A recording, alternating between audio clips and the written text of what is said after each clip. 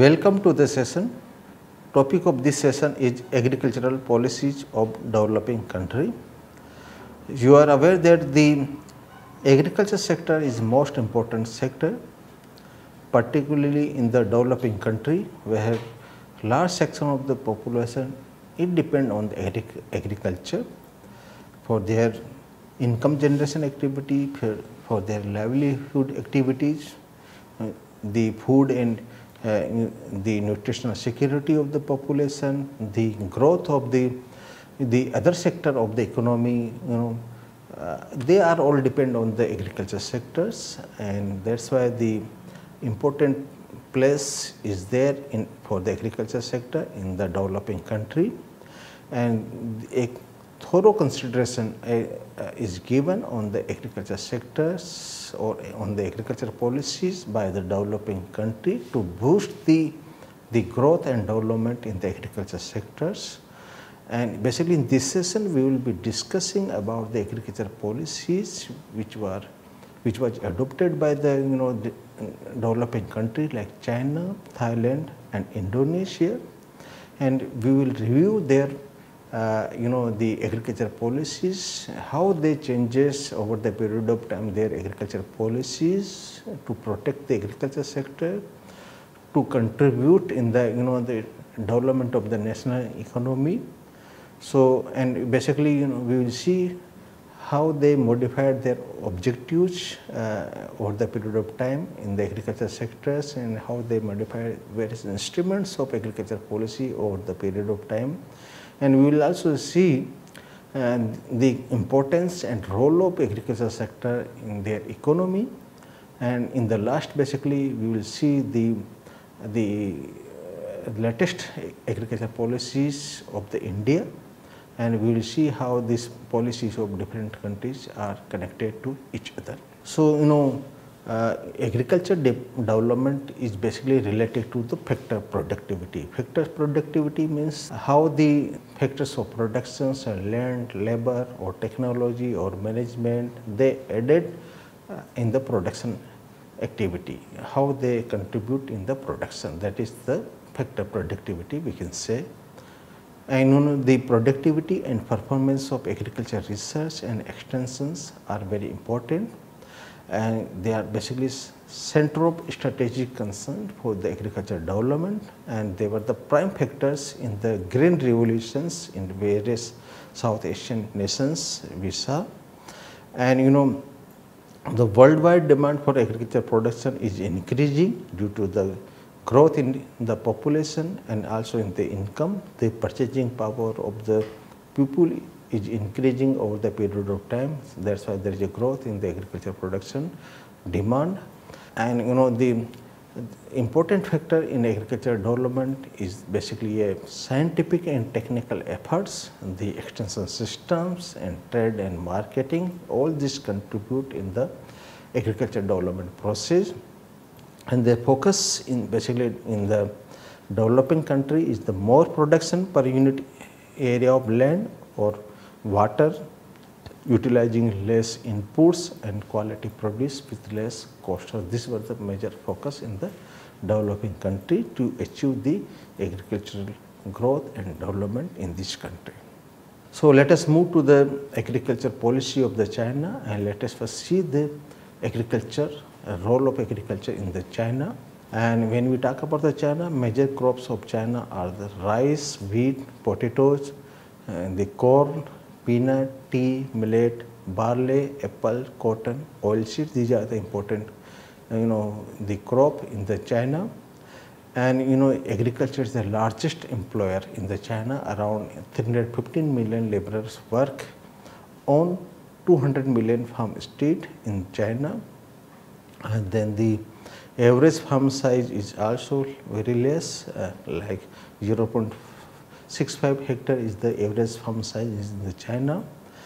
But the China is having highest agriculture output, that is the 775 billion euros per year in the China, that is the agriculture output. And when we talk about the production, rice production is 207 million tons, wheat production is 126 million tons, potato production is 95 million tons, and the cotton production is 7 million tons. And the vegetable production has almost reached to 500 million tons. The fruit production is around 220 million tons. And there is an upsurge in the fertilizer consumption in the China. The fertilizer consumption was 251 kg per hectare at the turn of the 21st century, which has increased to 422 kg per hectare by the year 2015. So there is a continuous increase in the fertilizer consumption in the China, and wheat is also very high in China, like that is 5.3 ton per hectares, and which is almost equal to the average yield of the European Union. And in 2016, about they have imported a small quantity of the wheat from the Ukraine, that is the 3.1 million ton of wheat they have imported. And there is a constant change in the in the context of globalization of agriculture and market economy in the China. And in the China there is a strict central planning, and taxation of agriculture has been replaced by this reliance on the market and agricultural subsidies. So now like there was a strict planning or taxation was there, which has been replaced now based on the market and agricultural subsidy instruments. And they are using, in China there are different types of subsidies which they are using to promote the agriculture production. And there is a tax cuts also there, and there is a infrastructure spending policies are there in China. And there are direct rural credit cooperative societies are there which extend loan to the farm household in the China. Then they strictly enforce rules regarding conservation or sale of cropland, and there is increased funding of research institution in the China, and steadily increased domestic support for raising the farmers' income level and also promoting long-term food security goal in the China. And they have started this price support mechanism, price support intervention that led to a price gap between the domestic prices and the international prices, and there is a dramatic increase in the import of agricultural commodities because there is a high domestic prices in the local market, in the China domestic market. So there is an increase in the import, and there is a accumulation of the large stockpiles in the China because there is a production is also there, there is import is also there. And when we talk about the China's agriculture policies, the China's grain production has been doubled in the period from 1978 to 2013, and they are using the fertilizer input, which has increased more than 7-fold between the 1978 to 2013, and the fertilizer consumption is 3 times more than the world average, and China's subsidies continue to increase over the period of time, while subsidy already allotted to the farmers reached to a WTO limits. And they have started new target prices for the cotton and soybean, but they have terminated the corn price support programs, direct payment of difference in the market prices and target price. This system they have started for the corn. And now we'll move to the Indonesia, and they have adopted very good policies for the development of agriculture sectors. The contribution of the agriculture sector in Indonesia, which was 15.29% in the year 2009, which has declined 12.72% in the year 2019. As per in almost all countries, similar trends are there. And there is a growth rate of value-added products in agriculture, that is the 3.6% annual growth rate in the year 2019. and around 46 million workers are or people are employed in agriculture sector in the year 2016. And Indonesia is the leading producers of palm oil. They had the 31.1 million ton production of palm oil in the year 2015, and out of this they have exported the 26.4 million tons. So major oil palm production is going as an export to other countries. And Indonesia is the largest producer of cloves and cinnamon, and they are the top producer of natural rubber, cassava, coconut oil and nutmeg, and major producer of coffee, cocoa, rice, tobacco and tea. And they are the second marine fisheries producer in the world after the China. And the majority of the farmers, around 68% farmers, are small holders operating on the less than 1 hectare. But the Indonesia is the net importer of grains, horticulture and livestock produce. And when we talk about the agriculture policy of Indonesia, the Indonesian agriculture policy has the motive to ensure growth with equity in agriculture sectors. They followed the decentralized, market-oriented, export-led agriculture, and the private companies participate and use the capital-intensive technology to increase efficiency and the product competitiveness in the international market.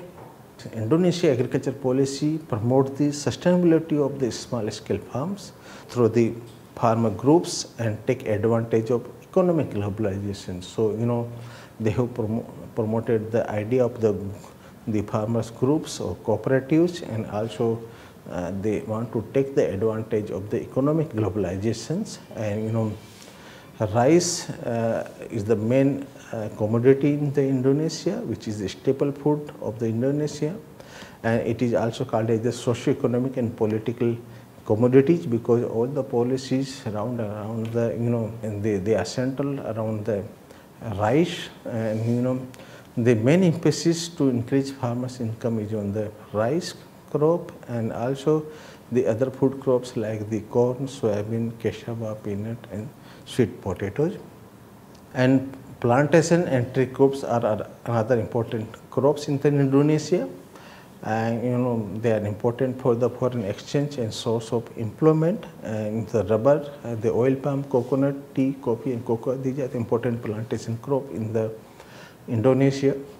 And the Ministry of Agriculture is focusing on creating a policy environment so that the private sector development can be encouraged and that bring the market efficiency in the Indonesia.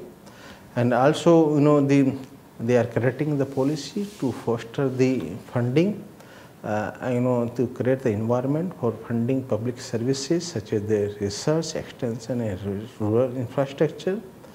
And the policy intend to correct the market failures, reduce the poverty and address the food security issue in the Indonesia. And now we can see the important trend in agriculture policy in the period 2007 to 2016, and these trends were basically given by the FAO, and they follow different types of policies like producer oriented policy or fisheries sector policies. And for producer oriented policies, the objective is to achieve the rice self-sufficiency, and government provides farmers with significant markets, price support and fertilizer subsidies. And they have started the rice insurance scheme in the Indonesia also. Basically they have started on the pilot basis, and they will be expanding to all the area in Indonesia. And the fisheries are also expanding very rapidly in the Indonesia, and they are the important source of the the protein, and so that's why there is increasing access to the protein. And the fishery is a diversified source of income. So they have adopted different policies to as a producer-oriented policies, like protect the farmers through the domestic procurement, and basically the third largest producer of rice is the Indonesia, and there is a production of 75.4 million ton in 2015, and the procurement price is higher than the international market price in the Indonesia, and basically in Indonesia they sell the subsidized rice to the poor family and basically to stabilize the retail prices in the Indonesia. And then in Indonesia, for more production, they are expanding the fertilizer subsidies. This is the largest farm support program in Indonesia, which is account for the around half of the agriculture budget in Indonesia. And basically, the small scale farmers, basically they buy the fertilizer around 50 to 70% of the market prices. So yes, a good amount of subsidy is provided on the fertilizer in Indonesia. And also there is a lot of change in the fisheries sector, and basically aquaculture has been rapidly expanding at a 10% rate in the Indonesia, and they are implementing the mechanization programs. They are providing all machinery for catching the fish, and also they are working to combat the illegal fishing, because large area is there from other countries, they come for illegal fishing in the Indonesia. Then introducing an insurance schemes for rice is another important program, and there are a lot of risks in rice production due to the natural calamities like drought, flood, pest and disease, and they have started this rice crop insurance pilot project, and under this project basically support is given to the farmers to meet the risk, and this program was started with support from the Japanese International Cooperation Agency, JICA, and under this program the premium paid by the farmers, so there is a 80% contribution from the state and 20% premium is paid by the farmers, so 80% subsidy is provided to the farmers in rice insurance. Then they have adopted the consumer-oriented policy decisions like consolidation of the subsidized rice for poor program, and then introduction of the cash transfer programs. Then they have abolished the fuel subsidies, and then they have started a program on identification card program to grant access to the different social protection programs. So consolidating the rice subsidy is the important programs. It was started in the year 2002 and largest social protection program, and received 30% total social protection budget in Indonesia. And then they have started this enhancing the conditional cash transfer program. So under this Hopeful Family programs they have started, and they are boosting the development program through the reduced energy subsidy. So they are reducing the fuel subsidy in Indonesia. Now we'll move to the Thailand, and agriculture is important sector in the Thailand. Like in oil palm production is 16.8 million ton in 2019, and the rice production is 32.2 million ton in 2018. Then sugar cane production is also very high, 103 million ton, and the cassava production is about 27.24 million tons. They have around 7.27 million farm household in Thailand, and they have around 16.81 million hectares arable land, and around 455.64 million ton broiler chickens number they have, and the livestock farmers are around 3 million in the Thailand. And the agriculture sector in Thailand employs around 35% of the workforce, and the contribution to the GDP is 8.3% from the agriculture sectors, and Thailand is one of the major exporter of the rice, and basically agriculture export contribution is 17% in the Thailand economy, and one of the largest fish and seafood industry is there in the Thailand, which export about 90% of its production. So the large export from the fish and seafood industry in Thailand. And the Thailand, they are able to reduce the poverty level substantially over the period of time. And 67% was the poverty in the 1986, and now the poverty level is 10.5% in 2014. And they have around 46% agricultural land, and out of that the irrigated land is 25%.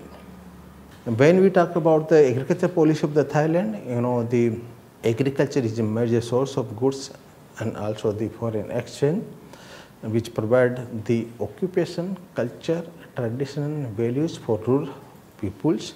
And agriculture is considered as a natural capital of the in the country, and which provides the social safety net in Thailand in terms of the food security and source of employment. There are many issues in the Thailand, like the promoting sustainable production system for the small scale farmers.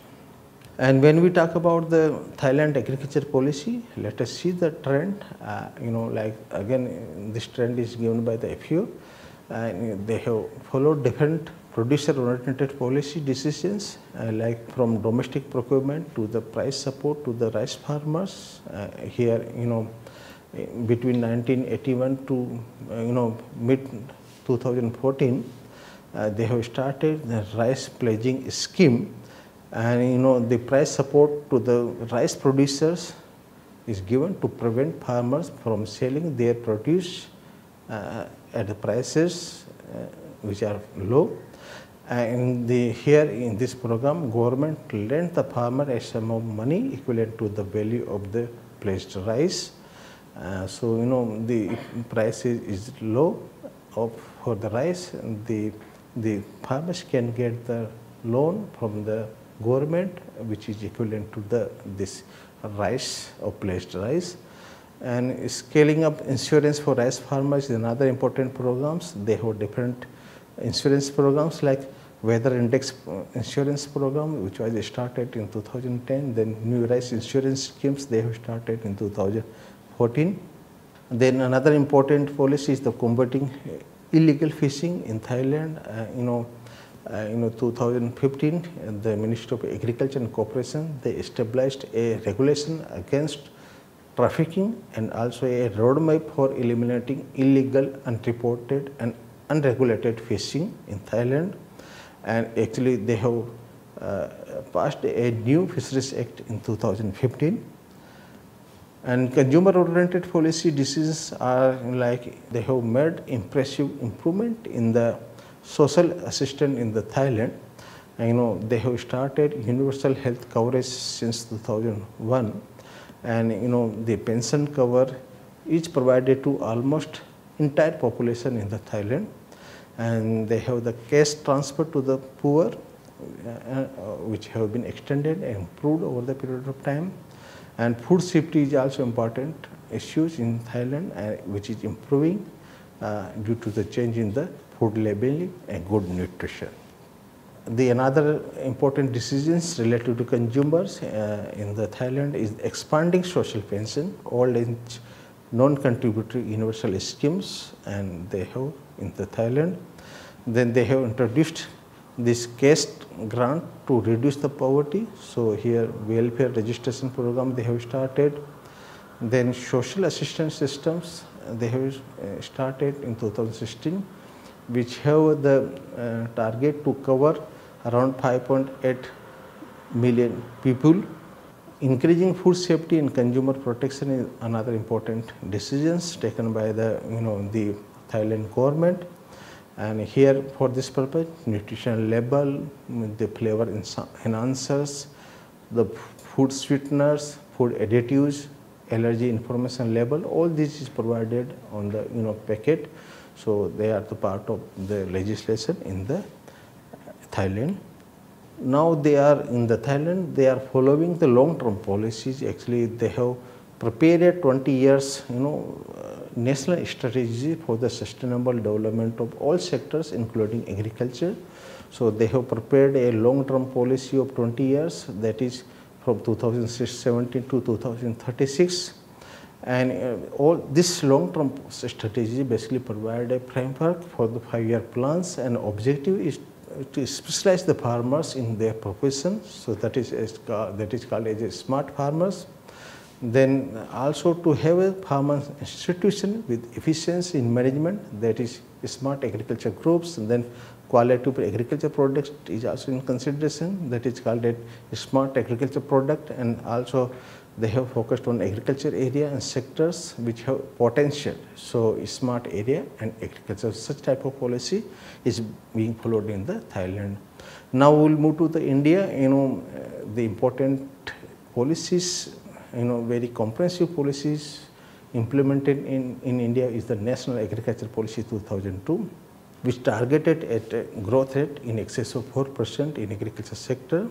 And this growth should also be based on the efficient use of the resources and conserve our soil and water and biodiversity. And the objective is to achieve the growth with equity. So growth which is widespread across the regions and farmers. So this was one of the objectives of this policy. And the growth in the agriculture sector should be demand driven, and it should cater the domestic market and maximize the benefit from the exports, and growth that is sustainable technologically, environmentally and economically. This is one of the objective of the National Agriculture Policy 2000. And presently, we are following the policy of doubling farmers' income in India.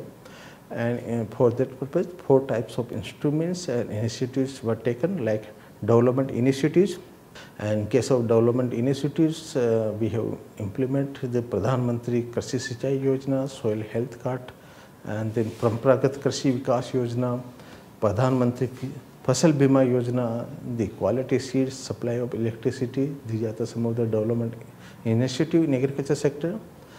And there are some initiatives related to technology and innovations, like sustained growth in productivity and farmers' income. This is one of the objectives. And there is a focus which is shifting the agriculture from input intensive technology to the holistic agriculture. And various reforms are being taken in agriculture sectors, like APMC Act reforms, the Essential Commodity Act reforms, the contract farming systems. So for that purpose, various policy reforms are being undertaken in the country.